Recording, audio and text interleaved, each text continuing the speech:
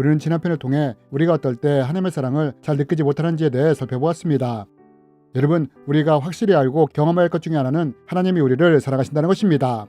그러나 문제는 하나님이 우리를 사랑하시지만 많은 분들이 이것을 머리로는 알지만 마음으로는 느끼지 못하는 분들이 많다는 것입니다. 그럼 왜 이런 일이 일어나는 것이냐? 그 이유 중에 하나가 만약 우리가 성장하면서 부모나 권위자로부터 충분한 사랑과 애정을 받지 못하게 된다면 이로 인해 하나님의 사랑을 느끼는 것이 제한될 수 있다는 것입니다. 우리가 충분한 애정과 사랑을 받지 못하고 자라게 된다면 내 부모도 나를 제대로 사랑해주지 않았는데 이런 나를 하나님이 사랑하실까? 라는 생각이 무의식적으로 자리를 잡는 것입니다. 혹은 자신이 가치 없다고 느껴질 때 스스로를 별로라고 생각할 때 나도 내가 별로인데 하나님이 이런 나에게 관심이 있을까? 라는 생각을 가질 수 있다는 것입니다. 이렇듯 우리의 부정적인 삶의 경험이 하나님의 사랑을 잘 느끼지 못하도록 방해할 수 있다는 것입니다. 그렇다면 여러분, 성경은 분명히 하나님이 우리를 사랑하신다고 하시는데 우리는 이러한 하나님의 사랑을 어떻게 느끼며 경험할 수 있을까요? 이번 시간에는 이에 대해 함께 나누기 원합니다. 오래전에 한 장로님이 신앙상담을 요청하셨습니다. 그러면서 이런 고민을 나누셨습니다. 몇 주 전에 교회 목사님이 이런 설교를 하셨다고 합니다. 장로쯤 되었다면 하나님으로부터 물질적인 축복을 받아야 한다고 말입니다.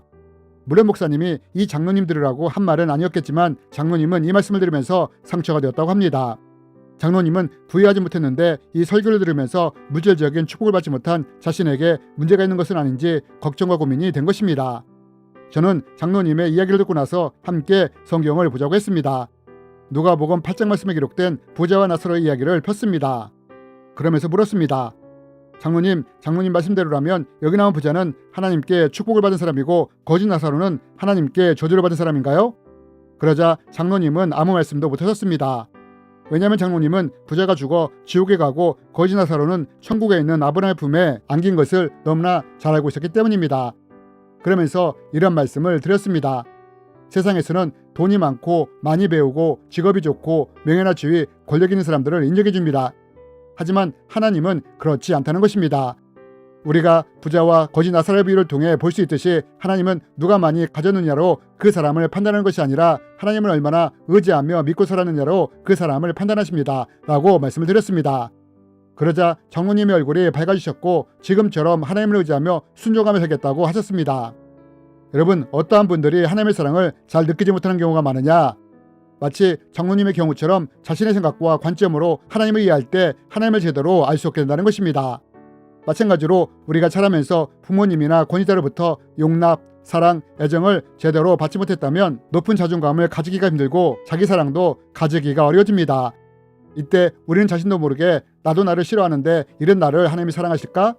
혹은 내 부모도 나에게 관심이 없었는데 하나님이 나 같은 것에 관심이 있으실까? 라는 생각을 무의식적으로 하게 되는 것입니다. 이렇듯 자신의 부정적인 경험이 하나님의 사랑을 느끼지 못하도록 막는 경우가 많다는 것입니다. 그렇다면 여러분, 이럴 때 우리는 어떻게 하나님의 사랑을 느낄 수 있느냐? 먼저는 말씀을 통해 우리를 향한 하나님의 사랑이 어떠한지를 알아야 합니다. 그리고 이 말씀을 통해 내 부정적인 생각과 마음을 바꿔가야 하는 것입니다. 그리고 이러한 하나님의 사랑을 실제 삶에서 체험하고 경험하는 것입니다. 그러면 여러분, 먼저 하나님은 과연 우리를 어떻게 사랑하실까요? 이번 편에서는 하나님이 우리에 대해 어떤 생각을 가지고 계신지 마가복음에 기록된 한 사건을 통해 배우기 원합니다. 여러분, 마가복음 5장에 보면 12년 동안이나 혈루증을 앓았던 한 여인에 대한 이야기가 나옵니다. 성경은 이 병을 앓던 여인이 예수님을 찾아왔고 결국 예수님의 옷자락을 만진 후에 치유를 받았다고 기록을 하고 있습니다. 그런데 여러분, 우리가 이 사건에서 주목해 보아야 할 것이 있습니다. 그것이 무엇이냐? 그것은 여인이 예수님께 와서 옷자락을 만질 때 앞에서 만진 것이 아니라 뒤에서 만졌다는 것입니다. 그럼 여러분, 왜 여인은 옷자락을 만질 때 예수님의 뒤에서 만지게 된 것일까요? 그것은 자신을 수치스럽고 부끄럽게 여겼기 때문입니다. 여러분, 성경에 보면 여인이 앓고 있던 혈루증은 부정한 병이었습니다. 레위기 말씀에 보면 여자가 월경을 할 때는 부정해진다고 했습니다. 그리고 이 월경이 끝나고 나면 부정이 끝나게 되고 정상적으로 돌아오게 됩니다. 그런데 여인이 앓고 있던 혈루증은 어떤 병이었느냐? 월경이 끝나도 하혈이 끝나지 않는 병이었습니다. 계속해서 하혈을 하는 병인 것입니다. 즉 여인은 이로 인해 부정이 계속되었고 자그만치 12년 동안이나 부정한 자로 산 것입니다. 성경에 보면 여인은 이 병을 치료하고자 했지만 돈만 낭비했고 상태는 더 좋지 않게 되었다고 합니다. 여러분, 우리는 이것을 통해 여인의 건강이 상당히 좋지 않았을 것이라는 것을 알 수 있습니다. 그러나 여러분, 여인의 이 건강보다 여인을 더 힘들게 했던 것이 무엇인지 아십니까? 그것은 혈류증으로 인해 여인이 12년 동안이나 부정환자로 낙인 찍힌 채 살아야 했다는 것입니다. 여러분, 부정환자는 성전에도 들어갈 수가 없었습니다. 또한 어떠한 모임에도 참석을 할 수가 없었습니다. 뿐만 아니라 여인이 결혼을 했다면 이 병은 이혼의 사유가 되었습니다. 그리고 만약 누군가가 이 여인과 접촉이라도 했다면 그 사람 또한 이 여인처럼 부정하게 되었습니다. 그래서 여인은 혹시 어떤 사람이 모르고 자신과 접촉하려고 하면 나는 부정하다 하며 자신의 부정함을 알려야 했습니다.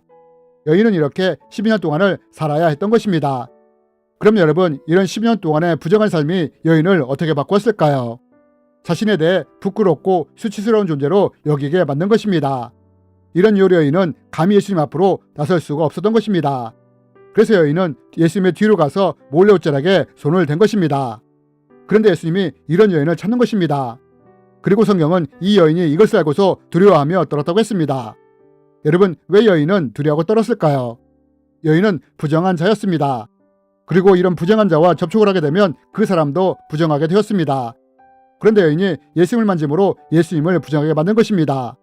이런 여인이 예수님이 이런 자기를 찾는 것을 알았을 때 얼마나 두렵고 떨렸겠습니까? 그러나 여러분, 이 여인이 두려워하며 예수님 앞에 나와 엎드렸을 때 예수님이 이 여인에게 뭐라고 하신지 아십니까? 예수님은 이렇게 말씀하셨습니다. 예수께서 이르시되 딸아, 내 믿음이 너를 구원하였으니 평안히 가라. 내 병에서 놓여 건강할지어다. 여러분, 예수님이 여인에게 뭐라고 말씀하셨습니까? 아니, 부정한 주제에 감히 네가 나한테 손을 대? 라고 하셨습니까? 아니요, 오히려 예수님은 여인을 향해 딸아 라고 부르셨다는 것입니다. 너는 하나님의 딸이란다 라고 부르셨다는 것입니다. 여러분, 많은 믿는 분들이 이런 생각을 합니다. 나도 나를 별로라고 생각하는데, 세상에서도 인정을 받지 못하는데, 능력도 없는데, 가진 것도 없는데 하나님이 이런 나에게 관심이 있을까? 이런 나를 사랑하실까? 라고 말입니다. 하지만 하나님은 혈류증을 앓았던 여인을 통해 우리에게 분명히 말씀하십니다. 비록 내가 자신을 부끄럽고 수치스럽게 여긴다 할지라도 나는 네가 많이 가졌던 적게 가졌던 상관없이, 또 많이 배웠건 적게 배웠건 상관없이 나는 너를 사랑하며 너는 내 아들이고 딸이란다 라고 말입니다. 여러분, 혹시 나 같은 존재를 하나님이 사랑하실까? 하나님이 정말로 나 같은 사람에게 관심이 있으실까? 라는 의구심이 드시는 분들이 있습니까? 이런 생각은 하나님이 주시는 생각이 아니라 내 부정적인 삶의 경험, 체험, 내 생각으로부터 나온 것입니다. 그러므로 혹시 이런 생각이 든다면 자기 자신에게 이렇게 말해주시기 바랍니다. 비록 내 부모가 나를 버릴지라도, 세상에서 내가 인정받지 못할지라도, 내가 나를 별로라고 생각할지라도 하나님은 예수님이 혈류증을 앓는 여인을 사랑하신 것처럼 나도 사랑하신다. 그리고 나는 하나님의 아들이고 딸이다 라고 말입니다. 이렇게 말씀으로 선포하기 시작할 때 말씀은 살아있고 운동력이 있어서 우리의 잘못된 혼을 찔러 쪼개며 우리의 생각을 바꿔나갈 것입니다. 그리고 계속해서 선포해 나갈 때 우리의 잘못된 왜곡된 생각들이 바뀌면서 하나님의 사랑이 깨달아지는 때가 오는 것입니다. 그리고 이렇게 우리의 관점이 바뀔 때 실제 삶에서도 하나님의 사랑을 경험하는 때가 오게 될 것입니다.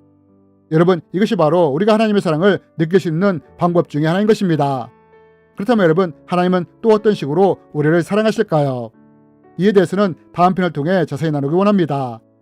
주님의 이름으로 여러분을 축복합니다.